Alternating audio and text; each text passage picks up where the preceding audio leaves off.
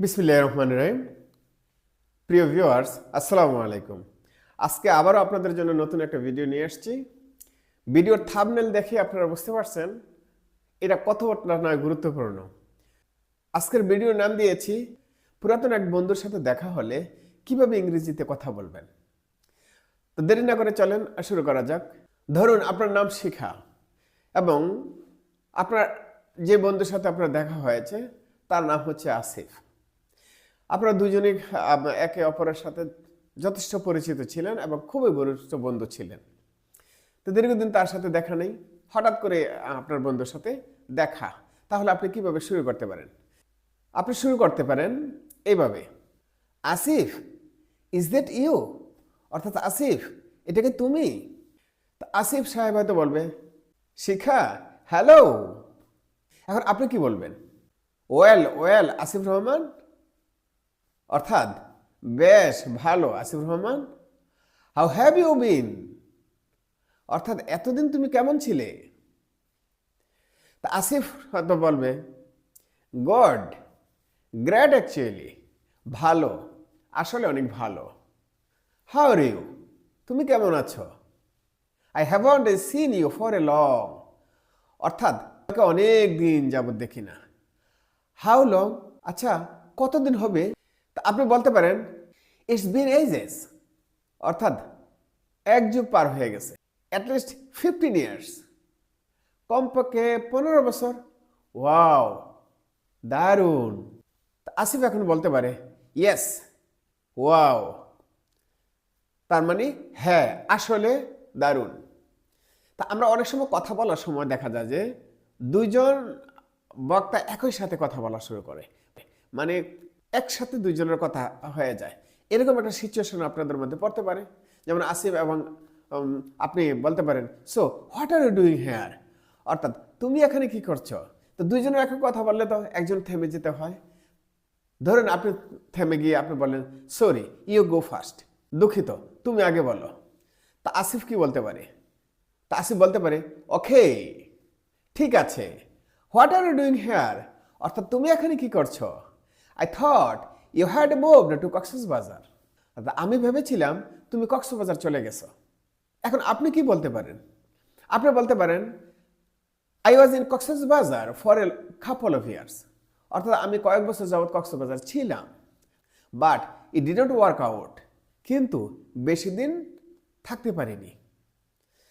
তো এখন আসিফ হয়তো বলতে পারে, oh, I am sorry to hear that, অর্থাৎ ওহ, একথা শুনে আমি ভীষণ দুঃখিত।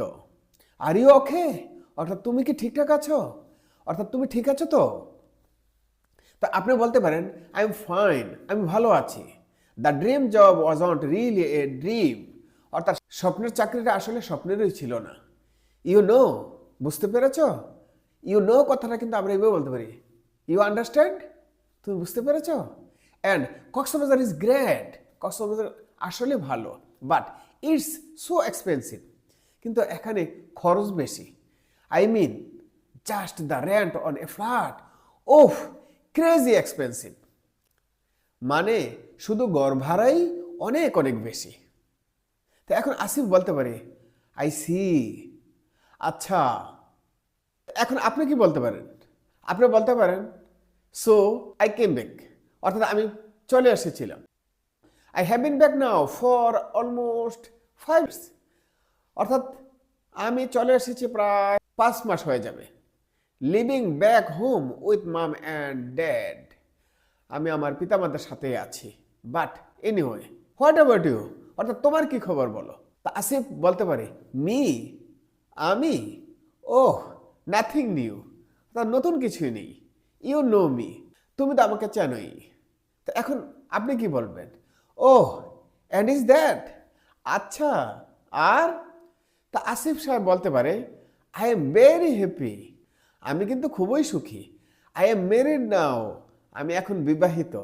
We have just celebrate our 10th anniversary, অর্থাৎ আমরা আমাদের 10ম বিবাহ বার্ষিকী উদযাপন করলাম। আপনি কি বলতে পারেন? নো ওয়ে, অর্থাৎ কি বলো, ম্যারিড, অর্থাৎ তুমি বিবাহিত? টু, কার সাথে? আসিফ বলতে পারে, I don't think you know her, অর্থাৎ আমার মনে হয় না তুমি তাকে চেনো। হার নেম ইজ শায়লা, অর্থাৎ তার নাম হচ্ছে Shaila. And we have got 2 kids, আমাদের কিন্তু 2টা বাচ্চাও আছে। দে আর 5 and 8 years old, তাদের একজনের বয়স 5 বছর, আরেকজনের বয়স 8 বছর। তো এখন আপনি কি বলতে পারেন? আপনি বলতে পারেন মেরিড অ্যান্ড 2 কিডস, ওয়াও, বিবাহ করেছ, 2টা বাবুও আছে, দারুণ তো। তো এখন আসিফ হয়তো বলতে পারে ডোন্ট লুক সো সারপ্রাইজড, অর্থাৎ এত অবাক হয়েও না। তো এখন আপনি কি বলতে পারেন? নো নো, আরে না না, আই এম অ্যামেজড, আমি বিস্মিত। হাউ টাইম ফ্লাইজ, কিভাবে সময় চলে যায়। I am very happy for you, আমি তোমার জন্য খুবই খুশি। আই রিয়েলি অ্যাম, আসলে ভীষণ খুশি। তো এখন আসিফ হয়তো আপনাকে বলতে পারে থ্যাঙ্কস, অর্থাৎ তোমাকে ধন্যবাদ। You should come to visit to our house one day, অর্থাৎ একদিন আমার বাড়িতে বেড়াতে এসো।